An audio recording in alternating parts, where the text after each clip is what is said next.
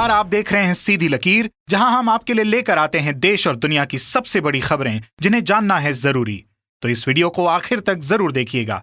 तो चलिए शुरुआत करते हैं आज की सबसे पहली बड़ी खबर के साथ।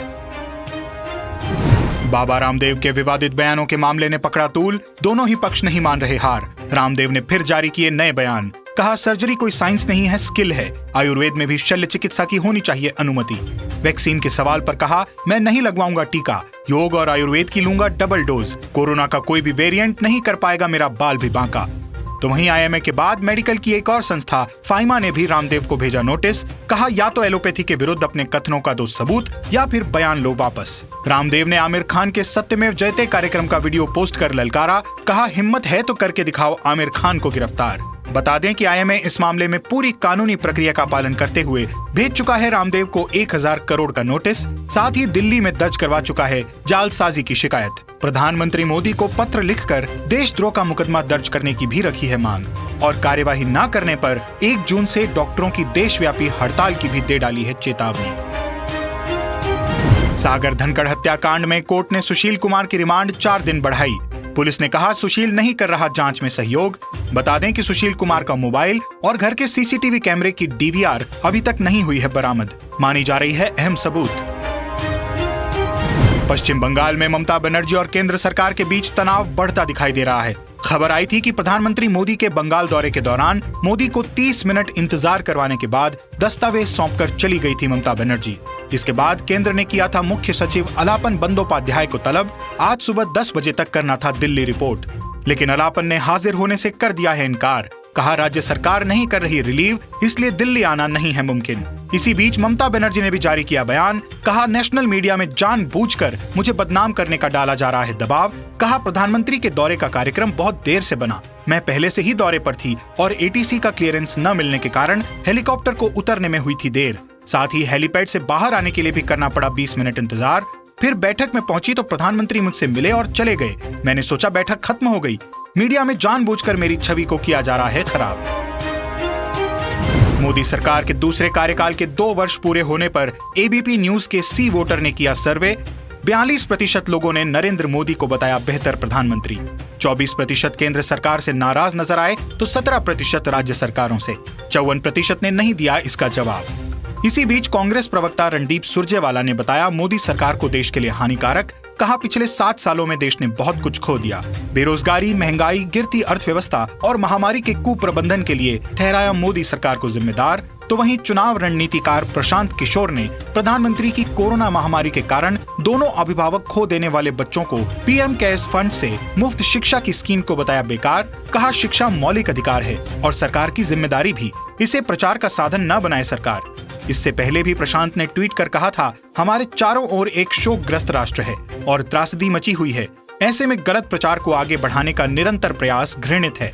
सकारात्मक होने के लिए हमें सरकार के अंधे प्रचारक बनने की नहीं है जरूरत। मध्य प्रदेश में महिला मित्र की खुदकुशी के मामले में पूर्व मंत्री उमंग सिंघार को फंसता देख कमलनाथ ने कह डाला, मेरे पास भी है हनी ट्रैप की पेन ड्राइव। तो जांच कर रही एसआईटी ने थमा दिया नोटिस। 2 जून को घर पर पूछताछ और साक्ष्य हस्तांतरित करने के लिए मौजूद रहने का दिया है नोटिस। बता दें कि मध्य प्रदेश में हनी ट्रैप मामला कमलनाथ सरकार के दौरान ही प्रकाश में आया था, जिसमें कई बड़े नेता और अधिकारियों को हनी ट्रैप में फंसाकर पैसों की जा रही थी मांग। इस दौरान एक भाजपा नेता और बड़े आईएएस अफसर का वीडियो भी हुआ था लीक। 13,500 करोड़ के बैंक धोखाधड़ी मामले में भगौड़े अपराधी मेहुल चौकसी को नहीं लाया जा सका अभी तक भारत। बताया जा रहा है कि प्रत्यर्पण के लिए आवश्यक सभी दस्तावेजों के साथ एक प्राइवेट जेट को भेजा गया है डोमिनिका, लेकिन स्थानीय कोर्ट ने प्रत्यर्पण की नहीं दी है मंजूरी। 2 जून को फिर होगी सुनवाई। इसी बीच मेहुल की डोमिनिका जेल से कुछ तस्वीरें आई हैं सामने, जिसमें सूजी हुई लाल आंखों के साथ हाथ पर भी देखे जा सकते हैं चोट के निशान। बता दें कि इसी मामले में आरोपी मेहुल के भतीजे नीरव मोदी को भी अभी तक भारत लाने में नहीं मिली है सफलता। लंदन के जेल में बंद है नीरव। स्थानीय कोर्ट में प्रत्यर्पण को लेकर चल रहा है मुकदमा। कोरोना वायरस के वुहान लैब में बने होने वाले मुद्दे पर बहस हुई तेज। WHO पर बढ़ा जवाब तलाशने का वैश्विक दबाव। भारत ने भी किया जांच का समर्थन। इसी बीच न्यूयॉर्क टाइम्स ने अमेरिकी इंटेलिजेंस के पास चीनी साजिश से संबंधित कुछ नई जानकारियों के होने का किया दावा, तो वहीं कोरोना के टीके पर शोध कर रहे ब्रिटिश वैज्ञानिक ने खोजा कोरोना वायरस का वो यूनिक फिंगरप्रिंट जो उसके मानव निर्मित होने की ओर करता है इशारा। ब्रिटेन के प्रधानमंत्री बोरिस जॉनसन ने रचाई अपनी मंगेतर कैरी साइमंड से गुपचुप में शादी, तस्वीरें हुई सोशल मीडिया पर वायरल।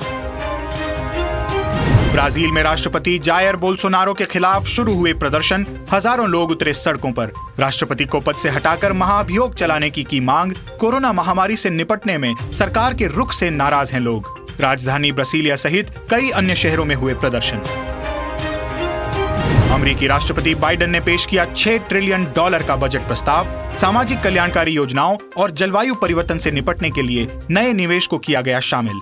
अमेरिकी कॉर्पोरेट्स अमीर नागरिकों और कैपिटल गेन्स पर टैक्स में प्रस्तावित $3 ट्रिलियन की बढ़त के बावजूद जीडीपी में वित्तीय घाटा बढ़कर 117% हो जाएगा, जो दूसरे विश्व युद्ध के दौरान घाटे से भी ज्यादा है। अभी कांग्रेस ने नहीं किया है प्रस्ताव को पास। सऊदी अरब ने 11 देशों से हटाए यात्रा प्रतिबंध। UAE, Germany, America, Ireland, Italy, पुर्तगाल, ब्रिटेन, स्वीडन, स्विट्जरलैंड, फ्रांस और जापान के यात्री कर सकेंगे सऊदी अरब की यात्रा। वहीं भारत सहित 12 अन्य देशों पर प्रतिबंध रहेगा जारी। उत्तर प्रदेश में कोरोना से जूझ रहे समाजवादी पार्टी के सांसद आजम खान की हालत हुई गंभीर। लखनऊ के मेदांता अस्पताल में चल रहा है इलाज। सांस लेने में हो रही थी दिक्कत, अब किडनी में भी होने लगी है तकलीफ। सरकारी नौकरी के उम्मीदवारों के लिए अच्छी सूचना। मद्रास हाईकोर्ट ने निकाली है 3,557 पदों के लिए वैकेंसी। 6 जून तक hcmadras.tn.nic.in पर किए जा सकते हैं आवेदन, मिलेगा अच्छा वेतन। सीबीएसई की 12वीं की परीक्षाओं को लेकर बने हुए असमंजस के बीच शिक्षा मंत्री ने दिए संकेत। 12वीं की परीक्षा को विद्यार्थियों के करियर के लिए बताया महत्वपूर्ण। लिमिटेड फॉर्मेट में हो सकती है परीक्षा, कल आ सकता है फैसला। इसी बीच आम आदमी को मिली बढ़ती महंगाई से थोड़ी राहत। मंडियों में कम हुए खाद्य तेल के थोक दाम, जल्द ही उपभोक्ताओं को मिलेगा फायदा। बता दें कि अंतर्राष्ट्रीय बाजारों में खाद्य तेल के दाम औंधे मुंह गिर पड़े हैं, जिसका भारत के बाजारों पर भी असर पड़ा है। साल 2021 का पहला सूर्य ग्रहण होगा 10 जून को। हालांकि ये पूर्ण सूर्य ग्रहण है, लेकिन भारत में आंशिक रूप से दोपहर 1:42 पर शुरू होकर शाम 6:41 तक रहेगा ग्रहण। सूतक नहीं होगा मान्य। सुशांत सिंह राजपूत की मौत के मामले में उनके परिवार के वकील विकास सिंह ने बताया सिद्धार्थ पिठानी की गिरफ्तारी को पोएटिक जस्टिस। कहा कई राजों से पर्दा उठा सकते हैं सिद्धार्थ। साथ ही सीबीआई की जांच पर पूरा भरोसा जताते हुए विकास ने कहा कि कई एंगल्स पर कर रही है सीबीआई जांच, इसीलिए चार्जशीट में नहीं करनी चाहिए जल्दबाजी। जांच पूरी होने से पहले आधी अधूरी कहानी कहने का नहीं है कोई मतलब। बता दें कि पिछले साल 14 जून को सिद्धार्थ ने ही सबसे पहले देखा था सुशांत का फांसी पर लटका हुआ शव और किया था पुलिस और एम्बुलेंस को फोन। इसी बीच मुंबई एनसीबी की बड़ी कार्यवाही, 50 लाख की ड्रग्स की बरामद। एक नाइजीरियन सहित 3 को किया गिरफ्तार। मुंबई के अंधेरी से कतर भेजने की चल रही थी तैयारी। शादी के बाद अच्छे ऑफर्स की कमी के चलते अभिनेत्री काजल अग्रवाल ने घटाई अपनी फीस। कहा अच्छे ऑफर्स को हाथ से जाने नहीं देना चाहती, लूंगी आधी फीस। बता दें कि काजल अग्रवाल चिरंजीवी की आने वाली फिल्म आचार्य में मुख्य भूमिका में आएंगी नजर, तो वहीं कमल हासन की पीरियड ड्रामा इंडियन 2 का भी है हिस्सा। दुबई में चल रही एशियाई मुक्केबाजी चैंपियनशिप में फाइनल में हारी भारत की विश्व चैंपियन मैरी कॉम। कजाकिस्तान की नाजिम किजाइबे से 2-3 से मिली शिकस्त। WTC फाइनल के लिए इंडिया की नई जर्सी हुई जारी। खिलाड़ियों ने ट्वीट कर जताई खुशी, तो वहीं भारत की महिला टीम की बल्लेबाज हरमनप्रीत ने भी इंग्लैंड में होने वाली मल्टी फॉर्मेट सीरीज के लिए भारत की टेस्ट जर्सी में फोटो सोशल मीडिया पर की साझा। केरल में 3 जून को आएगा मानसून। मौसम विभाग ने बताया 2 दिन की देरी से चल रहा है मानसून। देश में कई स्थानों पर हो सकती है प्री मानसून बारिश। धूम्रपान के शौकीन लोग हो जाएं सावधान। WHO ने बताया धूम्रपान करने वालों को कोविड संक्रमण से मौत का 50% ज्यादा जोखिम। फेफड़ों को स्वस्थ रखने के लिए धूम्रपान की लत से पीछा छुड़ाना है बेहतर। आज विश्व तंबाकू निषेध दिवस पर लें धूम्रपान ना करने का प्रण। भारत में कोविशील्ड टीके के निर्माता सीरम इंस्टीट्यूट ने गृह मंत्री को पत्र लिखकर दी राहत। जून में टीके के 9 से 10 करोड़ डोज उपलब्ध करवाने का किया वादा। अब देश में कोरोना संक्रमण का हाल, संक्रमितों का आंकड़ा बढ़कर 2,80,00,000 तक पहुंचा, तो वहीं ठीक होने वालों की संख्या बढ़कर 2,56,00,000 के पार हुई। एक्टिव केस घटकर 20 लाख तक पहुंचे।